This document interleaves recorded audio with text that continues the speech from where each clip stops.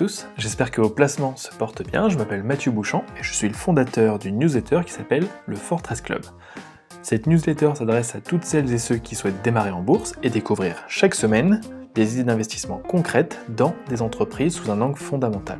Aujourd'hui, on va parler de Renault pour voir si c'était une bonne idée d'investissement ou pas. Avant d'entrer dans le vif du sujet, n'hésitez pas à vous abonner à notre chaîne ou à notre newsletter gratuite pour ne pas manquer nos prochains épisodes en accès libre.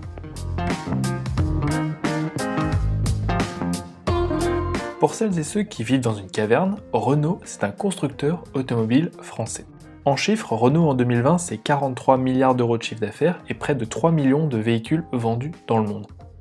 En termes de répartition du chiffre d'affaires, c'est 67% en Europe, presque 16% en Eurasie, 10% en Afrique, Moyen-Orient, Inde et Pacifique, et 5,6% en Amérique, et moins de 1% en Chine. Renault, c'est aussi 5 marques phares, Renault, Dacia, Alpine, Mobilize et Lada. Pour ceux qui ne connaissent pas, Mobilize, c'est toutes les petits véhicules de partage, d'autopartage. On voit ça dans les grandes villes comme à Paris. Alors cependant, Renault, en fait, c'est plus que ça.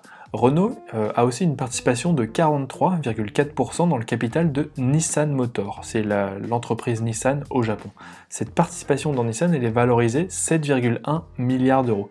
Et de ce fait, Renault est le principal actionnaire de Nissan et est très exposé à l'activité et aux résultats de Nissan. Nissan, c'est un mix géographique très différent de Renault. Alors que Renault est très présent en Europe et en Eurasie, l'Eurasie c'est Turquie, Russie par exemple, Nissan est très présent aux US, c'est près de 48% de son chiffre d'affaires, et naturellement très présent au Japon, 22% de son chiffre d'affaires, et en Asie, près de 10%. De ce fait, Renault a aussi une exposition aux US, au Japon et à l'Asie. Nissan est très fort dans les pays où Renault n'est pas ou peu présent. Pour finir, c'est un petit détail mais qui compte pour la suite, c'est Nissan est le principal actionnaire à 34% de Mitsubishi Motors. C'est une autre entreprise japonaise, l'entreprise japonaise de construction automobile Mitsubishi. Cette participation, elle vaut que 1,1 milliard, mais elle renforce l'ancrage japonais de Nissan et elle me permet d'introduire le sujet de l'alliance.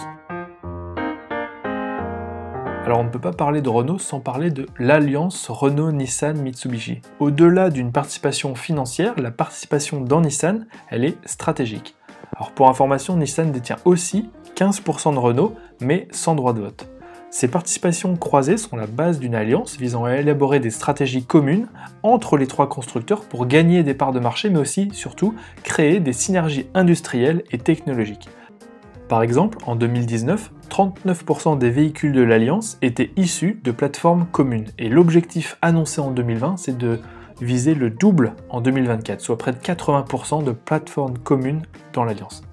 Le but de cette alliance, c'est de permettre à ces trois constructeurs de travailler ensemble sur un tas de sujets et de jouer dans la cour des grands constructeurs intégrés comme Toyota ou Volkswagen, tout en restant indépendant. On mutualise la R&D, la technologie, on garde le meilleur de chacun, mais on conserve son identité, son design, etc. pour conquérir ces marchés.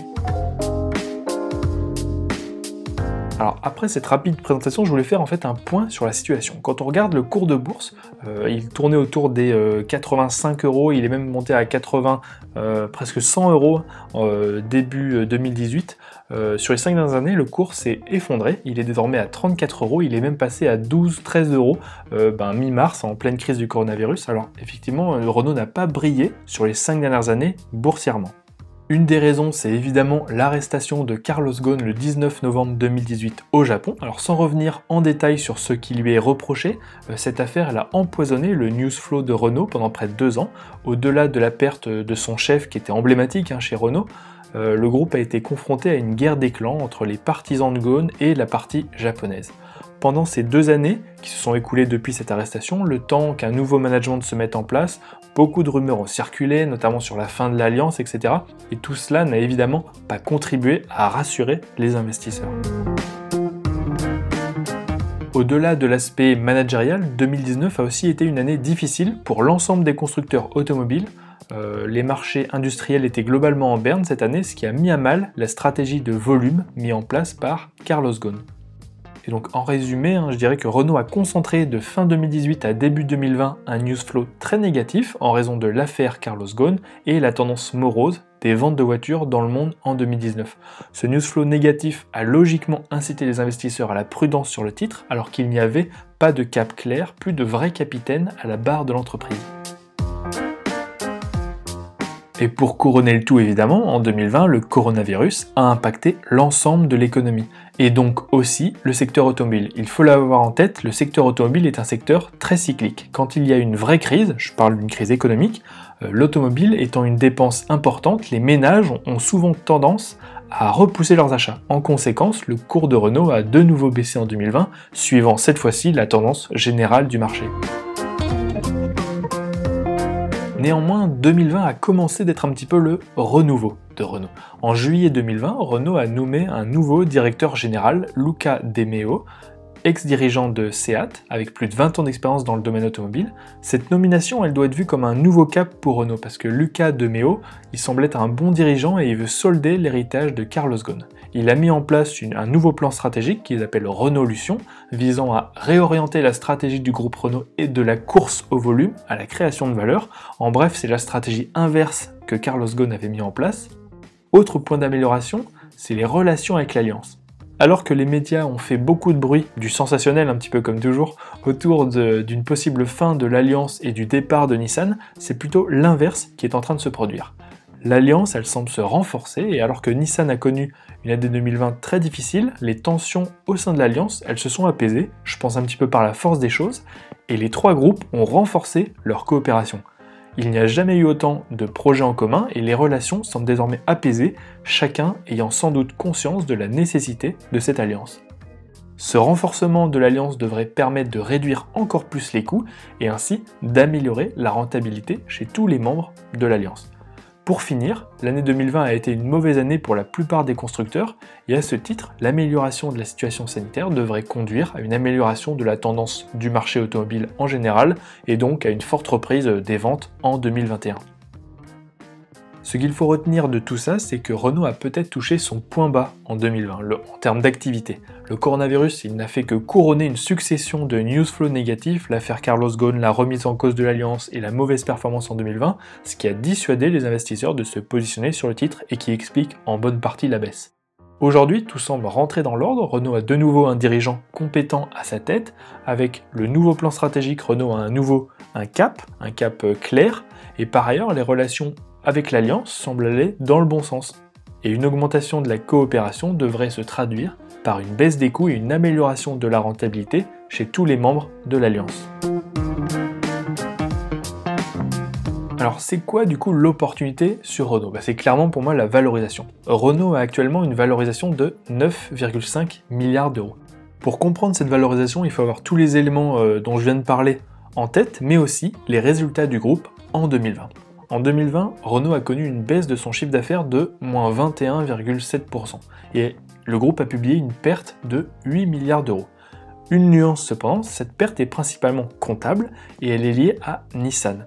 Comptablement, à partir d'un certain niveau, les entreprises sont obligées d'intégrer les bénéfices ou les pertes de leur participation, et Renault a été obligé d'intégrer pour sa quote-part, 43,5%, 4,9 milliards d'euros de pertes de Nissan. Il n'y a pas que Renault qui était au fond du trou en 2020, Nissan l'était aussi. En fait, il l'était aussi depuis 2019. D'après les estimations du consensus, Renault devrait redevenir bénéficiaire, c'est-à-dire avoir un résultat net positif en 2021, et cette rentabilité et ses bénéfices devraient drastiquement s'améliorer en 2022 et en 2023.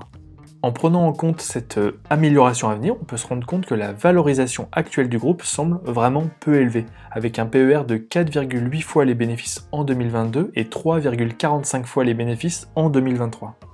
Par comparaison, Volkswagen affiche pour 2022 et 2023 un PER de 7,4 et de 6,63.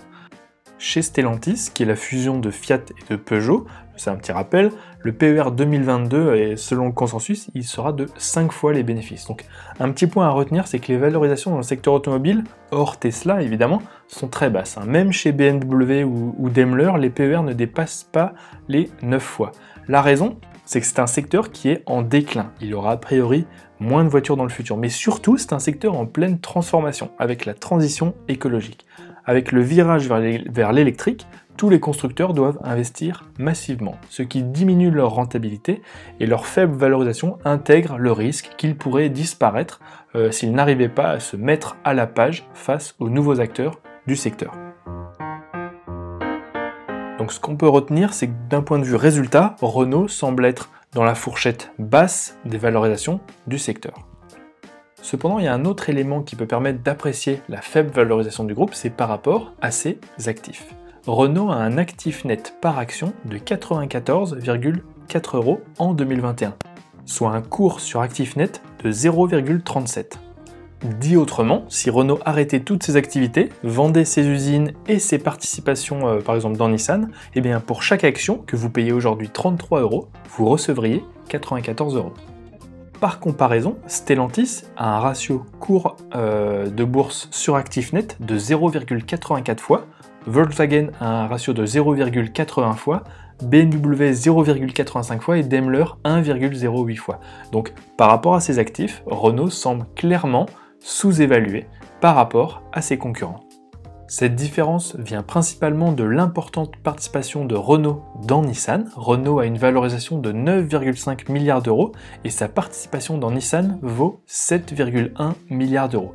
Si on retranche ces 7,1 milliards d'euros de la participation que Nissan détient dans Renault, c'est 15% du capital, donc 1,43 milliards d'euros, on arrive à une participation, on va dire, nette dans Nissan de 5,67 milliards d'euros. Ce qui veut dire qu'en enlevant sa participation dans Nissan, 5,7 milliards d'euros, les investisseurs valorisent actuellement le business de Renault seul 3,83 milliards d'euros. On veut dire, c'est pas grand chose. Donc en termes de résultats, ce qu'il faut retenir, c'est que Renault est dans une fourchette basse des valorisations du secteur, et en termes d'actifs nets, Renault est très sous-valorisé par rapport à ses concurrents. Alors, mon avis sur Renault, c'est est-ce que Renault est l'entreprise qui va afficher la plus forte croissance du secteur automobile? J'en doute. Est-ce que Renault a des produits révolutionnaires? Je ne le crois pas non plus. Le groupe a des produits dans la lignée de ses concurrents, avec des avantages dans certains segments. Cependant, ce qui m'interpelle le plus dans ce dossier, c'est le potentiel de redressement des bénéfices et la valorisation. Alors que Nissan était en difficulté depuis 2019 et que Renault n'a pas brillé en 2020, la crise n'est pas intervenue au meilleur moment pour Renault, clairement, les deux groupes semblent avoir touché un point bas en termes de bénéfices. Je pense qu'on peut dire qu'une perte de 8 milliards d'euros pour Renault, c'est un point bas. Le nouveau plan stratégique du groupe doit permettre à Renault de réduire ses coûts et surtout de retrouver le chemin d'une croissance rentable coûte que coûte, par rapport à la stratégie d'avant qui devenait rentable qu'à partir d'un certain volume de production. Par ailleurs, le secteur automobile devrait profiter dans sa globalité de la reprise économique mondiale. Le groupe Renault étant sur un segment, on va dire, moyen de gamme, il a pu être plus impacté que la moyenne par cette crise du fait de la prudence des classes moyennes. Le luxe, ou les voitures de luxe en gros, étant moins impactées. Dans ce contexte, le potentiel de redressement des bénéfices de Renault, il est très important. Par ailleurs, la valorisation de Renault me semble très attractive compte tenu du contexte interne au groupe et macroéconomique. Les marchés financiers sont souvent dans l'exagération, à la hausse ou à la baisse. Manifestement sur Renault, nous ne sommes pas dans un cas d'exagération à la hausse, n'est pas Tesla qui veut. Le groupe a une valorisation très faible qui peut s'expliquer par la perte de confiance des investisseurs ces dernières années en raison de l'affaire Carlos Ghosn, des craintes sur l'alliance et de la mauvaise performance financière du groupe en 2019 et en 2020. Pour moi, cette valorisation, elle se normalisera sur les prochaines années quand les résultats financiers se redresseront chez Renault, mais aussi chez Nissan, et que le nouveau plan Renaulution portera ses fruits.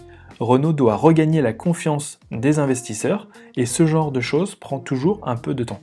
Il va falloir que le nouveau management démontre que sa stratégie marche et qu'elle se traduit par une hausse des ventes, mais surtout par le redressement de la rentabilité et des bénéfices. Dernier point, faut-il acheter l'action Renault maintenant? Alors mon objectif personnel, c'est un retour vers les 60 €, je dirais au minimum, soit une hausse de près de 78% par rapport au cours actuel. Si votre horizon d'investissement il est de 3 à 5 ans ou plus dans une optique long terme, vous pouvez acheter dès maintenant l'action Renault, elle est à un prix ouvertement attractif sur cet horizon de temps. En revanche, si votre horizon de temps est davantage court-moyen terme, j'aurais tendance à constituer qu'une demi-position, c'est-à-dire en prendre un petit peu maintenant, mais peut-être un petit peu au cours du second semestre, alors que la crise des semi-conducteurs touche la plupart des constructeurs automobiles mondiaux et que cette crise n'a pas encore trop affecté Renault, mais voilà, il y a un risque sur le second semestre. Et comment jouer la hausse du titre? Renault, c'est une action française, ça passe dans un PEA ou un compte titre. Et pour les amateurs de sensations fortes, j'ai mis dans l'article 2 varants qui permettent de jouer le redressement du cours de Renault sur l'année qui vient. Voilà, c'est tout pour aujourd'hui. J'espère que cet épisode vous aura apporté quelque chose. N'hésitez pas à mettre un petit like si ça vous a plu ou à laisser un commentaire, je suis preneur de vos retours. Vous pouvez aussi vous abonner à notre chaîne ou à notre newsletter gratuite si vous souhaitez être au courant de nos prochains épisodes. Moi je vous dis à très vite.